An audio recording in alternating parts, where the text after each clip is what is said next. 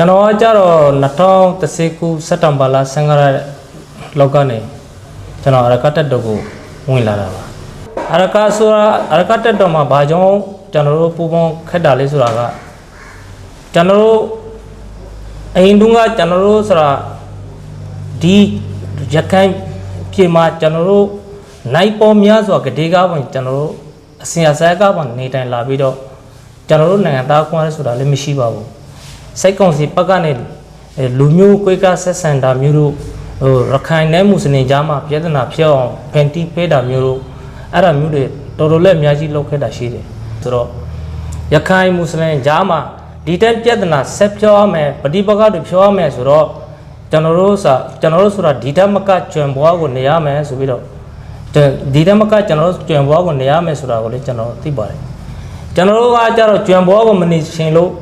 ကျွန်တော်တို့အရကတက်တော့နဲ့ပူပေါင်းပြီးတော့မှကျွန်တော်တို့ပြည်ကိုကျွန်တော်တို့အရကနိုင်ငံတို့ကိုကျွန်တော်တို့ရအောင်ကျွန်တော်တို့အလုံးဝင်တာပါအဲ့ဒီဆိုတာကအများကြီးပါအရင်တုန်းကရခိုင်အုပ်စုဆိုပြီးတော့တခုရှိတယ်အုပ်စုမှာဥက္ကဋ္ဌတယောက်ကိုခံလိုက်တယ်အုပ်စုအုပ်ချုပ်ရေးမှုဆိုပြီးတော့ခံတာသူပကပိုက်ဆံတဲ့အများကြီးယူပြီးတော့ခံတာပါခံပြီးတော့သူတယောက်ကအဲ့ဒီအုပ်စုတဲမှာပါနေတဲ့ကျေတော်ကိုအုပ်ချုပ်တယ်အုပ်ချုပ်ပြီးတော့အကွာကြတော့အဲ့လိုမဟုတ်ပါဘူးအကွာကြတော့ရခိုင်ရွာမှာရခိုင်ဥက္ကဋ္ဌခန့်ထားတယ်မွတ်စလင်ရွာမှာမွတ်စလင်ဥက္ကဋ္ဌတွေခန့်ထားတယ်မွတ်စလင်အုပ်ချုပ်တဲ့ပွေတွေခန့်ထားတယ်အရင်ဆိုတာအဲ့ဒါမရှိပါဘူးအရင်ဆိုတာကျွန်တော်တို့ခွေးကရတာဘလို့ရှိလဲဆိုရင်အရင်ဆိုတာလူမျိုးခွေးကဒါမျိုးလည်းအများကြီးရှိတယ်တွေးတဲ့နေရာမှာပဲဘာမှုလဲကလာမှုငါလုံးမကလာဆိုပြီးတော့လဲတမျိုးတော့မထမ်းပါနဲ့သူတို့ပြောတာဟာကိုကျွန်တော်ပြောနေရတာပါအလုံးမကလာမင်းတို့ကဘာမှမရှိဘူးဆိုရင်လဲကလာမှုရှိတယ်နေကြုံမှုရှိတယ်ဟွာရှိတယ်တရားရှိတယ်ဆိုပြီးတော့သူတို့ဘက်ကသူတို့ကအမျိုးမျိုးရဲဆက်လောက်တာအများကြီးရှိတယ်အခုကကြတော့ဘာတခုမှအနော်ရဆိုတာပေးလိမပေးပါဘူးအေးစစ်စစ်ပဲနေလို့ရတယ်မွတ်စလင်ရွာမှာရခိုင်မွတ်စလင်ရွာမှာရခိုင်တော်လို့ရတယ်စီးပွားတူတူလောက်စနေတယ်ရခိုင်ကမွတ်စလင်နဲ့စီးပွားတူတူလောက်စနေတယ်အဲဒီအရင်နဲ့အခုနဲ့ကြည်လိုက်ရင်လာဟိုမိုးကဘာနဲ့ဒီမေကဘာနဲ့ကွာကနေကျွန်တော်တို့အရကဆိုတာအုပ်ချုပ်တဲ့ခါလာမှာခွေးကဆက်ဆံအုပ်ချုပ်တာမျိုးရှိလိမ့်မရှိပါဘူးကျွန်တော်ကိုယ်တိုင်ကလည်းအုပ်ချုပ်တဲ့ဌာနမှာမြို့နယ်ဒုမြို့နယ်အုပ်ချုပ်မှုတရားလုံးနေတာတူပါပဲမွတ်စလင်နဲ့ရခိုင်ဆိုတာအုပ်ချုပ်တဲ့ထက်မှာခွေးကဆက်ဆံတာမျိုးဘာမှမရှိပါဘူးဘလောက်ပြင်းနေပြီးတော့ဆက်ဆံကလည်းဆိုတော့ကျွန်တော်တို့ယာယီတက်ကန်ကပ်ပြဆိုပြီးတော့တုတ်ပေးထားတယ်ယာယီတက်ကန်ကပ်ပြထဲမှာဘင်္ဂလီဆိုပြီးတော့ရေးထားတာဘင်္ဂလီဆိုပြီးတော့ရေးထားတယ်အဲ့ဒါဒီကပ်ပရာပရမေဒီနိုင်ငံသားဦးတက်ကန်ကောင်အလျာမဖိုက်စီရာဆိုပြီးတော့မရှာနာရေးပေးထားတာရှိတယ်ပြီးတော့သူတို့ကအဲ့ဒီနာတရွာကနေဘူဒီတော်မျိုးတွေကရသေးတော်မျိုးတွေကိုတွားရင်ပုံစံလေးနာတော့မရဘူးလေပုံစံတစ်စီလုံးမှာပါလေအဲ့ဒီခွေးကမှုတွေအများကြီးဂျုံတရားတယ်အရင်ဆိုတော့မွတ်စလင်လူမျိုးတွေကကျောင်းဆရာမူလာတဲ့ပြကျောင်းဆရာဆိုတာလည်းမရှိပါဘူးရေးတာနာမှလည်းမရှိပါဘူးစိုက်ပါကိုတားလိုက်တော့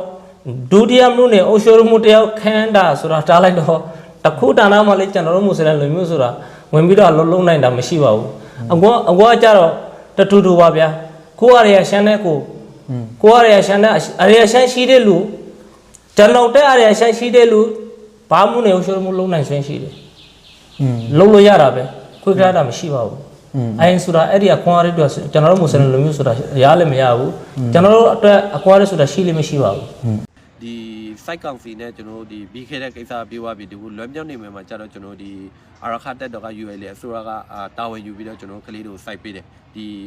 ရခိုင်အရခတ်ပင်မှာရှိတဲ့ဒီတောင်းသားကလေးတွေပေါ့နော်ဒီလွမ်းမြောက်နေမှာကကလေးတွေကိုသူတို့ကြတော့တာဝန်ယူပြီးတော့ site ပေးတယ်အောင်စင်းတွေပါလေးလည်းထုတ်ပေးတယ်ဒီနေ့ကြတော့ဒီဘေးရှင်ဘေးကာလာဘေးအတိုက်တာမှာ site ဖို့လေးတော့ကျွန်တော်တိကျမသိရသေးပါဘူးအဲ့ဒါကြတော့ကျွန်တော်ဒီတရက်တပည့်ကိစ္စနဲ့တော်ကျွန်တော်တို့ကိုတော်ကိုခံစားရတာပေါ့ဒါကဒီမသိဘာမှမသိနားမနေတဲ့ကလေးတွေပေါ့နော်ဒီကလေးတွေဆိုတော့ចောင်းသားတွေကဘာမှအပြည့်လုပ်ထားတဲ့လူတွေမဟုတ်ဘူးဒါကသူတို့ဒီစစ်နဲ့ပတ်သက်ပြီးတော့ဘာမှမဟုတ်တဲ့လူတွေပါပဲ အဲ့ဒီကလေးတွေကိုကြားပြီးတော့သူတို့ရေရှာရှိနဲ့လာပြီးတော့လေနဲ့ပိုက်တာကဒါဒီအခါရခိုင်ပြည်မှာရှိတဲ့ပညာတဲ့ကလေးတွေမဖိုက်ဖို့စီအောင်ပညာတဲ့လူငယ်တွေမတားစီရအောင်ဒါသူတို့ရေရှာရှိနဲ့လုပ်တာလို့ကျွန်တော်ထင်တယ်ပေါ့နော်ဒါဒီနောက်တစ်ခုဒီစေယုံစေကဲတွေပိုက်တာကလေးတွေရှိတယ်အတမပြည့်ပေါ့နော်နောက်ဆုံးကျွန်တော်ပြောရမယ်ဆိုရင်မွေးခင်စားကလေးတွေတောင်ပါသွားတယ်တော်တော်အဲ့ဒါကိုကျွန်တော်မြင်ပြီးတော့တကယ်ကိုစိတ်မကောင်းပါဘူးဒါကလေရန်နဲ့ပိုက်တာဒါရေရှာရှိပေါ့ဒါကလေးတွေကအစလူသားချင်းစာနာစိတ်မရှိတဲ့လူတွေပေါ့နော်ဒါလူလိုမဆက်ဆံတဲ့လူတွေပေါ့ဒါလူတွေကိုလူလိုမြင်တဲ့လူတွေပေါ့ဒါအဲ့ဒီကလေးတွေကဘာပြည့်ရှိလို့လဲအဲ့ဒီစိတ်ုံမှာလာပြီးတော့ပြစ်တာဦးနောက်မှာရှယ်ရမှာကဒီစိတ်ုံမှာပြည့်ရင်ဒီစိတ်ုံမှာကလူနာတွေရှိမယ်ကလေးတွေရှိမယ်မွေးခင်စားကလေးတွေရှိမယ်အဲ့ဒါကိုစဉ်းစားရမယ်အဲ့ဒါကို तू ကကြိုသေးတယ်စိတ်ုံမှာရှိတဲ့လူတွေကိုသူတို့ရေရှာရှိတဲ့နဲ့သူတို့ကလေးတွေကအစကျွန်တော်လုံးဝပိုက်မယ်ဆိုပြီးတော့သူတို့ရေရှာရှိလောက်တာကိုကျွန်တော်လုံးဝအရှုံးချပါတယ်အဲ့ဒါလုံးဝမဖြစ်နိုင်တဲ့ကိစ္စတစ်ခုပဲသူတို့လုံးသွားတာကလုံးဝရှင်သိကဘာသိလုံးဝဒီဥစ္စာကကျွန်တော်လုံးဝမကျင်တယ်ဒီပြောရမယ်ဆိုရင်ကျွန်တော်ဒီဗန်းနဲ့ဆဆရရပေါ့ပညာရေးကျန်းမာရေးလူမှုရေးဥပမာကျန်းမာရေးပေါ့နော်2012ကျွန်တော်စိတ်ကောင်းစီလာထားဗမာဆွေရလာထားကပေါ့နော်ပြောရမယ်ဆိုရင်ကျွန်တော်မွေးခင်စားအမေတွေပေါ့ကလေးမွေးနိုင်တဲ့အမေတွေပေါ့စေုံစေကွန်းတက်လို့မရဘူးအိမ်မာတွေပဲ4-5ရက်6ရက်9ရက်နေပြီးတော့ကလေးမွေးနိုင်ပဲအဲ့လိုဆုံးရတာရှိတယ်အဲ့ရှင်မှာစိတ်ကောင်းစီကကျွန်တော်ကိုလုံချုံမပေးဘူးစေုံစေကွန်းတွေတက်ခွင့်မပေးဘူးအဲ့ဒါကြတော့ကျွန်တော်တော်တော်ကိုခက်ခဲနဲ့အရင်ဆိုင်ရတဲ့အခါခေတ်ကလာပဲကျက်မိုင်းနဲ့ပတ်သက်ပြီးတော့မလွယ်ပဲနဲ့ဆုံးရတာတွေရှိတယ်ဒါကလေးမွေးနေပဲကျွန်တော်ရှိမှများရှိမှမိကလေး300ဆုံးသွားတာကျွန်တော်ကိုယ်တိုင်ကဒီဟိုပါပေါ့ ambulance service တွေလုပ်တာဆိုတော့အဲ့ဒီရှိမှကျွန်တော်တော်တော်ကိုခံစားရတယ်အခုနောက်ပိုင်းကျွန်တော် UL အစိုးရတက်လာပြီးတော့စေယုံစေကဲတွေနောက်ဆုံးကျွန်တော်ပြောရမယ်ဆိုရင်ဒီတကယ်ဒီဘောနော်ကျက်မာရေးအစင်မဖြစ်ရင်ကျွန်တော်ဒီအိန္ဒိယတိကျွန်တော်စေတက်ခွင့်ရှိတယ်ဒီရွယ်လေဆိုရလာထားမှာအဲ့ဒါကျမရဲ့ခံကြတာဒီလူမျိုးရဲ့ကဏ္ဍမှာဆိုရင်လည်းကျွန်တော်တို့ဒီ social အပိုင်းရောဒီလက်ရှင်တဲ့နေရာမှာလွတ်လက်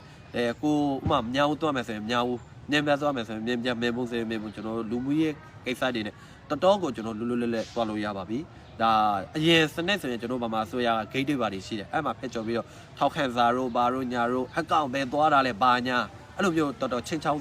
ခဲ့တယ်ပြီးတော့နောက်ပိုင်းကျွန်တော်ဒီသူတို့စီကနေဒီဗမာဆွေရစီကနေကျွန်တော်သွားခွန်လာခွန်တွေနဲ့ပတ်သက်ပြီးတော့ဒီကြောက်တော်အနေထားနဲ့ကျွန်တော်ခေါင်းလို့သွားမယ်ဆိုရင်လည်းထောက်ခံစာနဲ့သွားခေရတဲ့အခြေအနေတွေရှိခဲ့တယ်အခု UL အစိုးရဆိုရင်ကျွန်တော်အိန္ဒိယတိပေါ့နော်ထားလို့ရပြီမြောက်ဦးမြင်းပြမြေပုံကျွန်တော်သွားချင်တဲ့စသည်အားဖြင့်ဒီလွယ်မြောက်နေမြေမှာလွတ်ပေါ့နော်ဒီမောင်တော်နဲ့ဘူးတိတောင်ကြတော့နေလူချုံရဲ့အခြေအနေရပေါ့ကျွန်တော်တို့ဒီမသွားနိုင်သေးဘူးဒါလုံချုံရေးအရာပေါ့ဒါနည်းနည်းအဆင်မပြေဘူးဒါတဖားကြတာကျတော့ကျွန်တော်သွားလို့ရပါပြီဒါ UL ရဲ့ဆွဲရလာထားတာပေါ့ဒါဒီအိန္ဒိယမှာကျတော့အခုကျွန်တော်ဒီကုန်သေးတွေပေါ့ကုန်ပစ္စည်းတွေကျွန်တော်မွတ်စလင်တွေလည်းရခိုင်နဲ့အတူတခြားသောဒီလူမျိုးတွေနဲ့အတူကျွန်တော်သွားလာခွင့်နေရတယ်အခုနည်းနည်းဒီအိန္ဒိယဖားနေပိတ်နေတယ်လို့ပြောတဲ့ကြားတယ်ဒါလုံချုံရေးအရာပေါ့လို့ကျွန်တော်ပြောထားတာရှိအဲ့လိုမျိုးကြားတယ်ဒါဒီ UL အစိုးရနဲ့ဒီ site council အုပ်ချုပ်ခဲ့တဲ့အစိုးရရဲ့ကွာခါရှာပဲဒါတော်ကျွန်တော်ပြောမယ်ဆို60ရာခိုင်နှုန်းကျွန်တော်ဒီ UL အစိုးရလာထားမှာကျွန်တော်ပို့ပြီးတော့ပျော်ရွှင်မှုတွေစိတ်ခံစားရှားတွေကိုကျွန်တော်ပေါ်လဲနဲ့ဒီဒီဗာနဲ့စိတ်ထဲမှာရှိတဲ့အရာကိုကျွန်တော်ဟော်ထုတ်ဖို့ရှင်းရောက်နေတဲ့အနေအထားကိုရောက်ပါဒါတော်အားရစရာပါပဲ